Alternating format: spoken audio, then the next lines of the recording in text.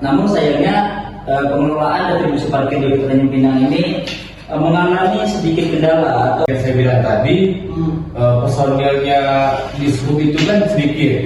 Nah, strategi yang bisa yang kita ambil itu menambahkan ini personilnya itu.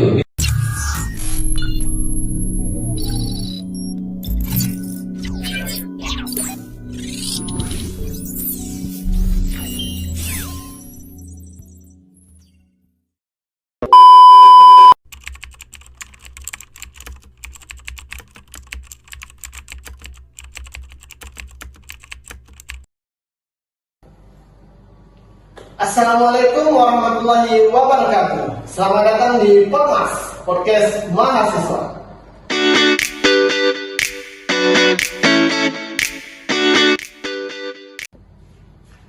Halo semuanya, perkenalkan nama aku Jauzar Yami. Kalian bisa panggil aku Uja. Nah, jadi pada video kali ini merupakan podcast perdana dengan membahas mengenai strategi reformasi birokrasi berkelanjutan di kawasan maritim dengan membawa permasalahan retribusi parkir di Kota Tanjung Pinang. Jadi bagaimana itu permasalahannya dan juga strategi yang tepat untuk diselesaikan permasalahan tersebut. Tentunya aku di sini nggak mungkin sendirian. Aku akan mengundang beberapa mahasiswa keren untuk duduk bersamaku di sini melakukan obrolan santai untuk membahas strategi reformasi birokrasi berkelanjutan di kawasan maritim dengan membawa permasalahan retribusi parkir di Kota Tanjung Pinang. Mari kita sambut mahasiswa Universitas Maritim Raja Ali Haji.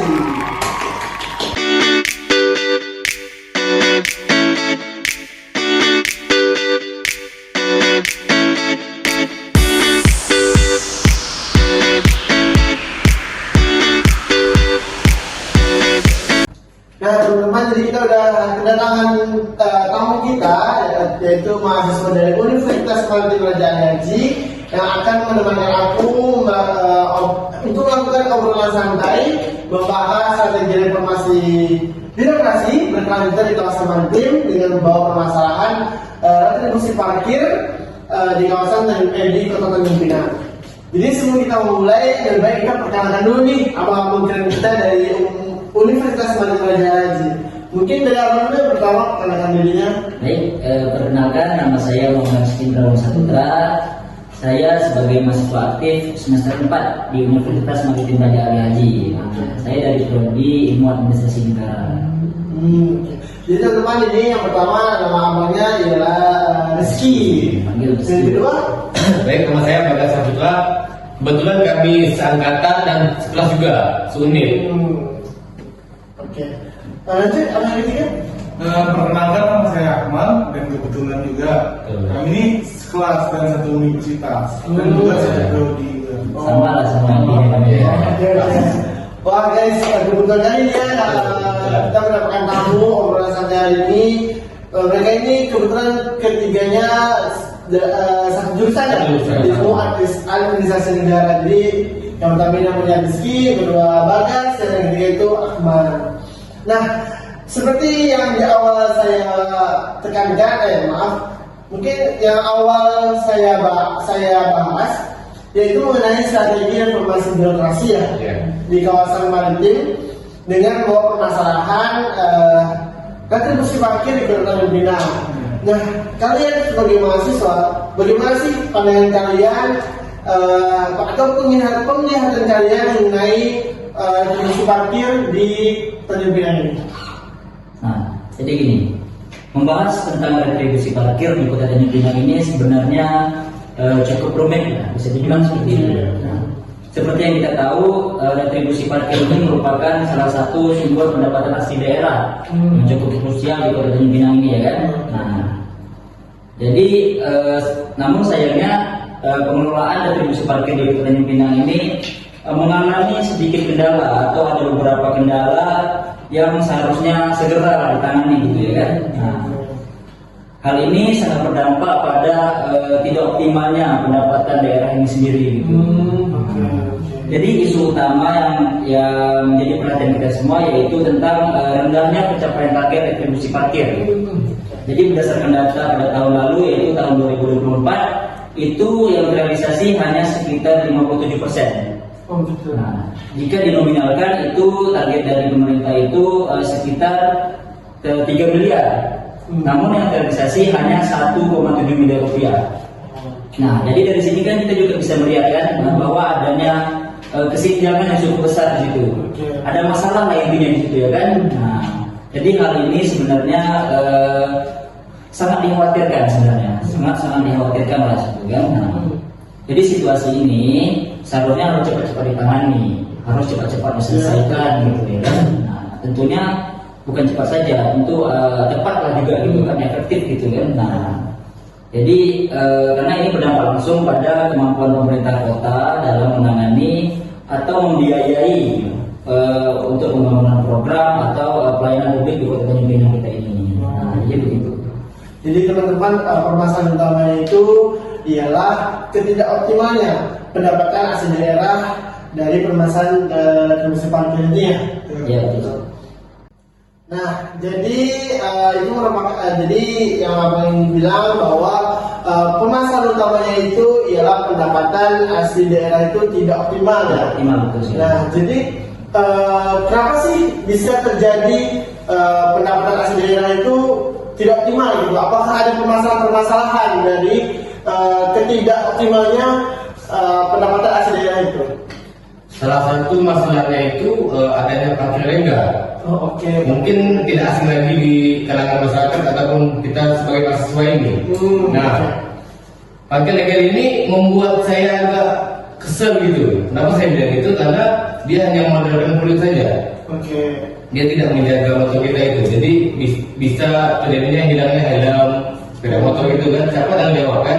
Jadi kita menuntut sama dia. Nah, adapun bisa menghabiskan duit kita sebagai anak kos, walaupun itu tidak seberapa, 2.000, dan pendapatan asli daerah itu pendapatannya berkurang, sehingga untuk pembangunan kota itu tidak berjalan lancar gitu. Sebenarnya duit itu ke pasukannya di pendapatan asli daerahnya itu. Program-program yang saya sebutkan tadi. Iya.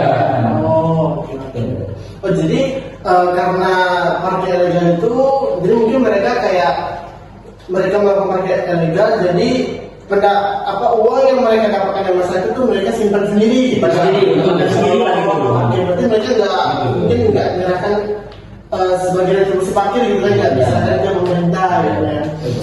Nah, kenapa hal itu bisa terjadi? Kenapa sih parkir ilegal itu bisa ada di sekitar parkir-parkir seperti itu? Nah, yang menurut data yang saya baca itu di internet petugas di sub itu sudah betul dengan keras, tapi jumlah mereka itu tidak banyak personilnya untuk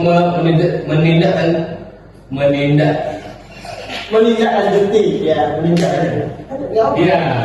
banyak itu. Santai, karena Iya, orang santai iya. ya. Jadi nggak apa. Oh, jadi di dinas perhubungan ya? Iya, betul, ya, hubungan. Oh, jadi yang mengawasi itu kan dinas perhubungan gitu ya. Jadi mereka itu mungkin karena apa tadi personalnya sedikit ya? Sedikit, Oh. jadi sehingga tidak bisa menindaklanjuti parkir legal itu banyak. Oh, jadi kurang. Di Kota Tanjung Pinang. Oh, oke. Berarti kurang pengawasan ya? Nah, betul. Oke. Selain itu ada nggak permasalahannya? Nah, menurut saya tuh masih ada. Selain parkir legal itu, menurut saya tuh karena terlalu banyaknya juru parkir yang tidak mempunyai atau tidak memberikan karcis resmi itu kepada masyarakat. Nah, hal ini sangat merugikan masyarakat Kota Tanjung Pinang dan pemerintah Kota Tanjung Pinang itu sendiri. Berarti kartis resmi itu sebagai bentuk tanda bukti gitu ya? Iya. Oh, masyarakat itu gunain parkir daerah di sini gitu ya? Kenapa sih permasalahan kartis resmi itu bisa merugikan masyarakat ataupun pemerintah? Karena menurut saya itu dari segi pandangan saya kenapa hal ini sangat merugikan masyarakat Kota Tanjung Pinang dan pemerintah Kota Tanjung Pinang itu dikarenakan juru parkir ini tidak memberikan bukti resmi kepada pengguna tempat parkir itu sendiri. Jadi masyarakat itu tidak punya bukti. Nah, kalau dari segi pemerintah, kenapa ini sangat merugikan pemerintah? Hal ini yang seperti yang dijelaskan oleh Bang Rizky ini tadi, bahwa yang ditarget awal oleh pemerintah Tanjung Pinang itu sekitar 3 miliar. Nah, pada tahun 2024 hal itu tidak tercapai dan hanya mendapatkan sekitar 1,7 miliar atau sekitar 57%. Gitu.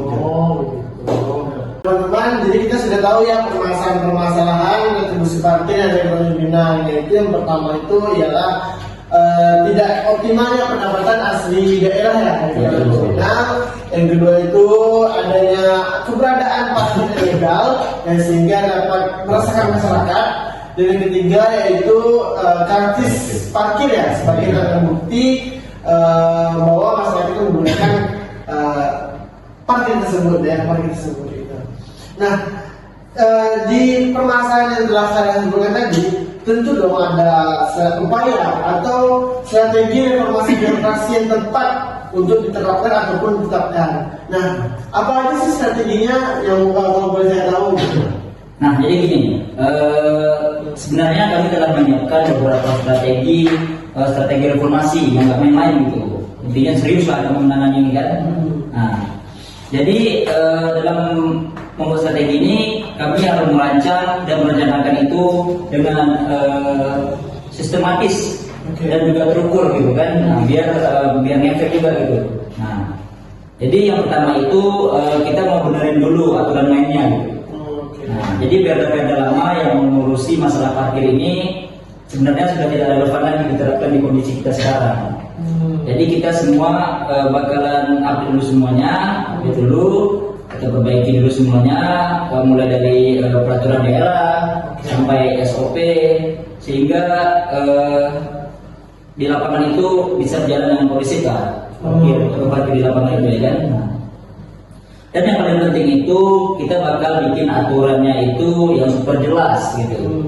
Nah, soal siapa yang ngerjain apa gitu. Nah, tukang parkir harus tahu tugasnya apa gitu kan. Nah, pengawas juga nggak boleh sembarangan. Pokoknya semua yang terlibat itu ada tupoksinya masing-masing. Nah, tujuannya itu simpel, biar adanya kepastian hukum dan tentunya sistem ini berjalan dengan rapi dan konsisten gitu. Jadi itu kayak kita mau meriset sistem parkir dari awal, namun jauh dalam hal itu kita membangun dengan fondasi yang lebih kuat gitu. Jadi nanti nggak ada lagi tuh yang namanya uang parkir mentah-mentah mana-mana atau duit retribusinya nggak kepegang gitu kan. Nah, kita mau sistemnya itu transparan dan akuntabel. Nah, biar semua duit parkir masuk ke kas daerah, terus nggak ada lagi yang namanya itu kebocoran gitu. Nah, jadi sebenarnya ini emang butuh waktu yang lama dan butuh kerja keras gitu ya kan. Tapi kalau nggak dibenerin dari sekarang, kapan lagi ya kan? Nah, masa ya kita terus-terusan kehilangan potensi pendapatan sebesar itu ya kan? Nah, jadi rugi dong kita ada sekarang gitu ya kan? Mungkin itu ya. Nah, jadi gitu teman-teman. Mungkin strategi yang pertama itu dapat dilihat dari kebijakannya ya, kebijakan atau peraturan daerah ataupun atau SOP-nya dalam bagi instansi pemerintah yang sebagai pengelola retribusi parkir gitu ya, agar kebijakan tersebut lebih relevan dan lebih efektif dalam mengelola retribusi parkir tersebut gitu ya.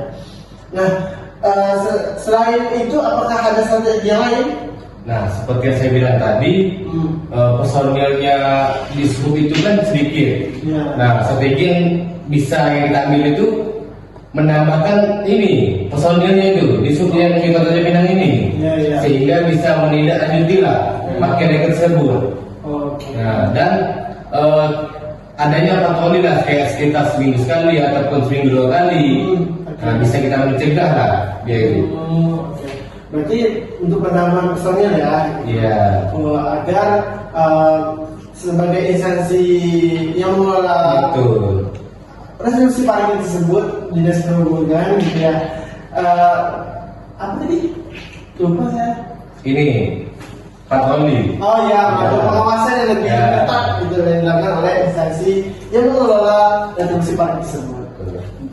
Itu adalah strategi yang kedua ya, atau langkah kedua upaya untuk melakukan strategi gitu ya yang tepat. Nah, untuk kartis resmi, bagaimana strategi yang tepat dilakukan? Menurut saya tuh kalau tentang strategi kartis resmi ini yang paling cocok yaitu di mana pemerintah Kota Tanjung Pinang itu mengumpulkan juru parkir di satu titik. Nah, di situ pemerintah Kota Tanjung Pinang memberikan sosialisasi dan pelatihan tentang penggunaan kartis resmi ini. Oh, gitu ya. Jadi mungkin misalnya itu memberikan arahan gitu ya, atau sosialisasi agar mereka itu mengerti bagaimana sih jadi parkir yang bisa tidak membuat masyarakat itu mungkin resah gitu ya. Tapi bagaimana dengan sistem pembayarannya? Menurut saya kalau sistem pembayaran yang tepat itu menggunakan aplikasi digital sekarang. Itu seperti aplikasi QRIS. Nah, itu cocok. Jadi masyarakat tuh tahu kalau uang itu larinya langsung ke kas daerah atau ke daerah. Oke. Berarti pembayaran digital itu penting juga ya, gitu ya, agar tidak terjadinya penyelewengan dana gitu ya, antara pemerintah ataupun di juru parkir sendiri gitu. Nah, jadi teman-teman dapat kita lihat ya bahwa terdapat 3 permasalahan ya dari distribusi parkir ini. Yang pertama itu tidak optimalnya pendapatan asli daerah. Terus ada parkir ilegal yang bisa meresahkan masyarakat dan juga mungkin mengganggu ketenangan masyarakat untuk parkir gitu ya. Dan juga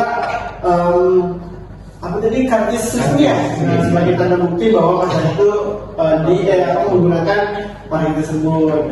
Dan ternyata di pembahasan tersebut ada strategi birokrasi yang tepat untuk ditetapkan agar permasalahan ini bisa terselesaikan. Yang pertama itu ada pembaruan atau revisi ya dari kebijakan ataupun SOP ataupun peraturan daerah itu gitu ya. Terus yang kedua ada yang kedua pengawasan yang dilakukan oleh instansi yang mengelola parkir di Kota Tanjung Pinang, yaitu seperti Dinas Perhubungan gitu. Terus strategi yang ketiga yaitu melakukan pembayaran digitalisasi dan juga melakukan pelatihan kepada juru parkir gitu ya.